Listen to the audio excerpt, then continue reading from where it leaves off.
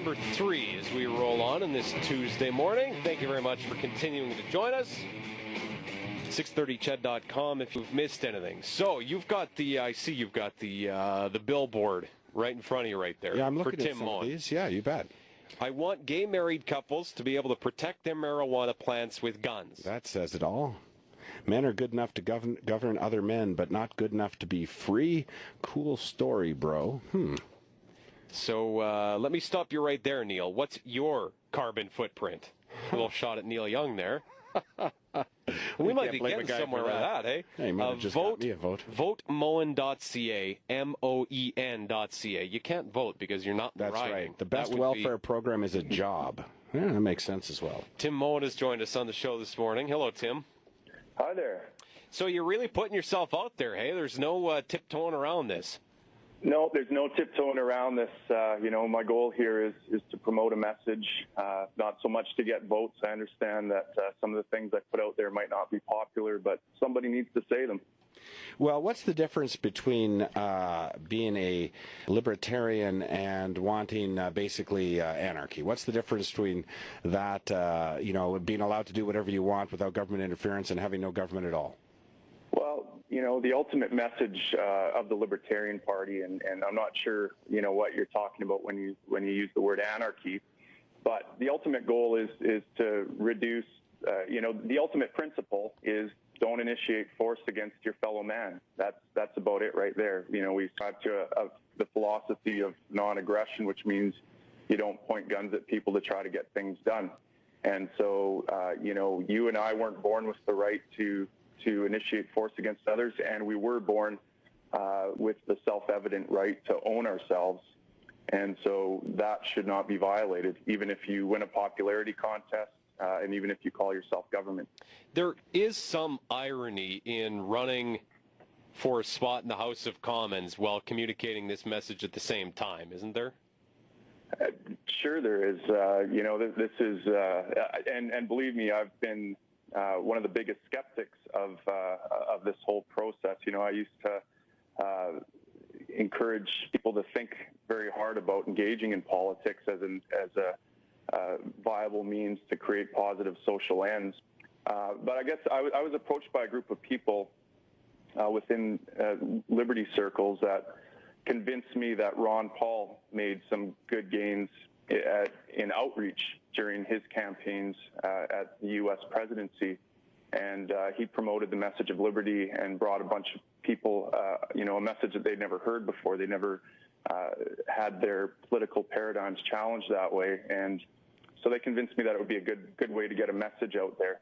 Like I said, my goal here is not to seize the reins of power and become, dissolve government. It's simply to connect with hearts and minds and get people to question their own beliefs about where they think people get the right to rule them. That's a fair comment, but I'm looking at, for example, one of your billboards, Slave Lake, Alberta, average household income $87,000, doctor-patient ratio worse than Nigeria, thanks socialism. If you want to change something like that, though, wouldn't it make more sense to, be involved in a mainstream party, bring organized change, suggestion, so forth, rather than just sort of a catchy billboard? Well, what we have here is essentially a war of ideas, of ideologies, of philosophies. And, if we start down the slippery slope of sacrificing principles for some expedient, means, or some expedient means to an end, that we are in danger of losing all our liberties. And so, and we see this clearly. The Conservative Party, who seemed at one time to stand for these principles of liberty, seem to be slipping further and further away from them.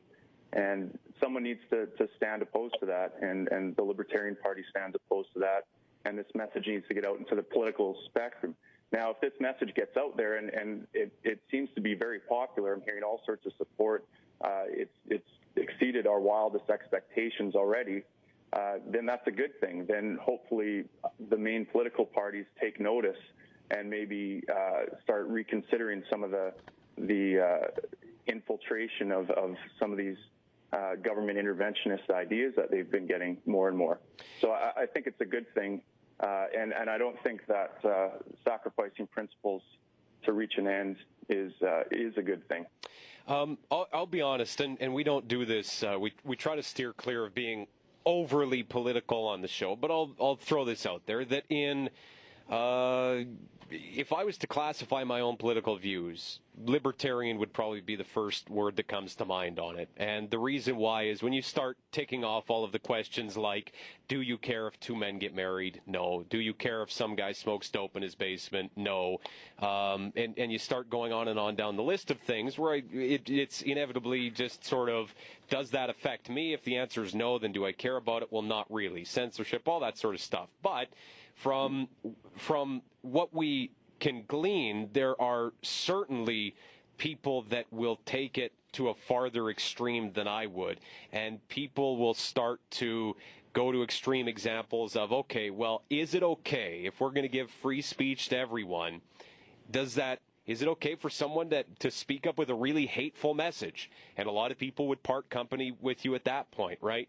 So how far do you take it? Because I think maybe there's only one pure level, but there's certainly, as a libertarian as I might consider myself, there's probably a degree to which I would have to say, well, this makes me a bit uncomfortable to imagine. Sure. Well, I can totally sympathize with that for sure. Ayn Rand once said that what's moral is also pragmatic, and I think that that's true. And I think that if you look at all the evidence, it suggests that if you follow the moral principle, do not initiate force against others, that's where we see the most pragmatic benefit and flourishing come from. Now, your question is about, free speech. The way I look at this question is, does someone have the right to point a gun at someone and say, you shall not speak those words? Because ultimately, when we're talking about laws, that's what we're talking about. We're talking about there is a consequence for disobedience. And the consequence is you get a few warnings, and if you continue to disobey and defend yourself, we're going to enforce that law no matter what. And so if you're ready, I don't think that if you put that out there to people in terms of the real consequences of these beliefs, that people shouldn't be able to say certain words, that they'd be willing to point a gun at a person and say, thou shalt not say those words. And I think that it's also pragmatic not to do that, because I think, when you see people saying hateful things, that allows us to identify who the hate mongers are and immediately sanction them socially. And I think that's a far more powerful way to deal with hate than pointing guns at people. Now, you said that you've gained some popular support in your area, but you've also said that you don't expect to be a viable candidate in terms of garnering votes when the election rolls around, and you just want to get your message out there. So would you then characterize that support as, I don't know the word I want to use, I mean, people are interested in it because it's different and it's sort of somewhat entertaining? Yeah, I mean, I'm surprised. I mean, there's actually a lot of hope building up in the team and the supporters I have. This campaign has made a splash internationally. I mean, we were featured on Reason magazine. Gawker picked us up and made fun of it. I've been interviewed by CNN. It looks like we might have an interview with Fox coming up here this week. And so it's making a lot of headlines, and a lot of that, I think, has to do with the fact that we're kind of at the epicenter of international attention here in the heart of the oil sands. So we have all these competing political ideologies fighting for control over this valuable resource. But also, I get the sense that there's a huge demand for this message. People are just sick and tired of the standard political candidate A versus candidate B and all the kind of empty political platitudes that get touted out around election time, and they're just ready for some truth. So I'm not sure that that this campaign isn't viable in terms of picking up quite a lot of votes, actually. And I think that people that are status quo politicians should probably be quaking in their boots right now, because we're making a big splash, a bigger splash than I ever would have thought was possible. Tim, ideally, at the I don't know what you want to call it, utopia of the thing, What does government look like to you in this country? Well, first of all, I don't consider myself a utopian. You know, I consider people that can participate in mainstream politics to be the utopians because, you know, it's them that always say, well, sure, but you just have the right. Semantics aside, you understand Sure. the question. Yeah, I guess I do, and I mean, I don't know what it looks like to not initiate force. I don't know what people interacting voluntarily in a free society ultimately looks like. I mean, it's kind of like asking an abolitionist 150 years ago, how will the cotton get picked? What will society look like if we open up the doors of the plantation? You know, people were saying it would be chaos, it would be anarchy, it would be social destruction. You know, if I were to predict 150 years ago that we'd have these giant mechanized combines efficiently harvesting cotton, people would have laughed at me. And so I don't know what the future looks like when you take away the gun in the room. I think it looks awesome, but I don't know exactly what it looks like. But I do think that any service that the government provides can be provided more efficiently with people interacting voluntarily in a freed market system. So, you know, and the freed market produced the iPhone. I couldn't have predicted that, so I don't know how I could predict what the future of human interaction looks like and what kind of results and technologies we'll be enjoying then. Let me ask you this. One of your billboards says, and I read it earlier, the best welfare program is a job. Sure. Okay.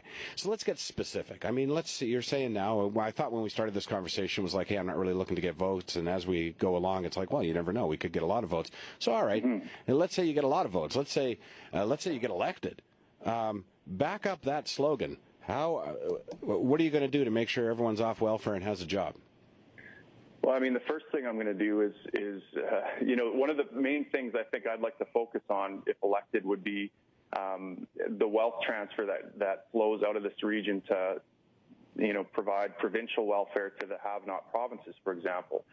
So, you know, we have, I think it's something like $5 billion goes to just the province of Quebec from Alberta, and a good chunk of that wealth is generated up in the oil sands region. And right now we are struggling. We're with infrastructure problems. We don't have seniors' homes we need. We don't have hospitals we need. I just imagine all the jobs and wealth that keeping that wealth in this community could create for our community here. And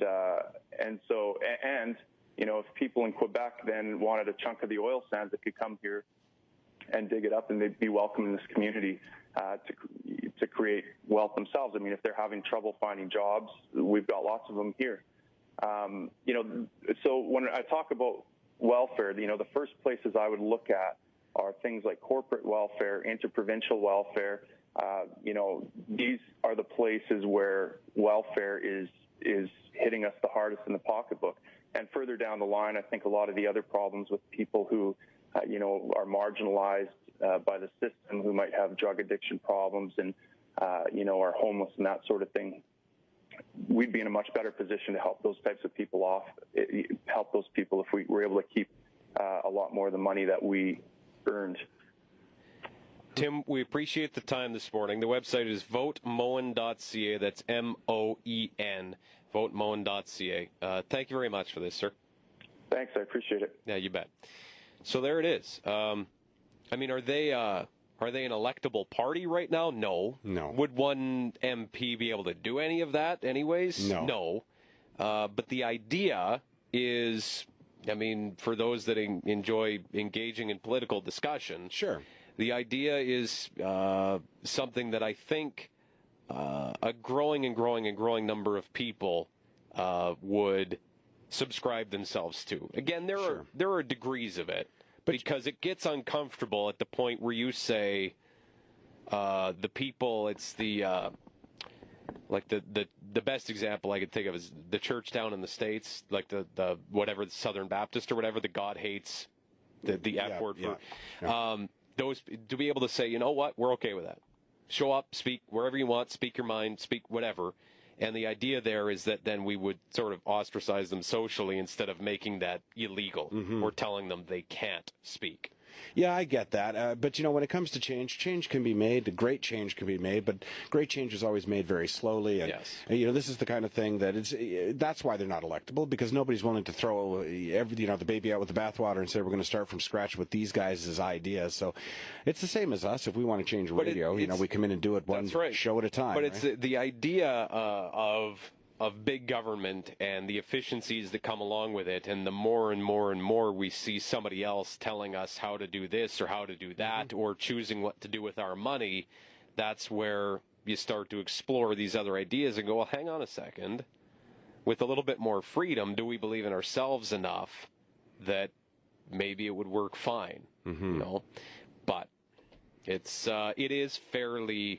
certainly not close to mainstream yet. No, and regardless of what you might think, a well-spoken, obviously educated fellow. Absolutely. It was a good conversation. And you know what? And he started to talk a little bit about getting votes there and quaking in the boots. Look, he's communicating his message, and he's getting it out very effectively. Sure. And that is what he's going to accomplish, which is not insignificant at all. Yeah. We'll take a break. When we come back, we'll tell you what's happening down at Churchill LRT station. The Premier and the Mayor down there. It's a positive day for the LRT. Stay tuned for details.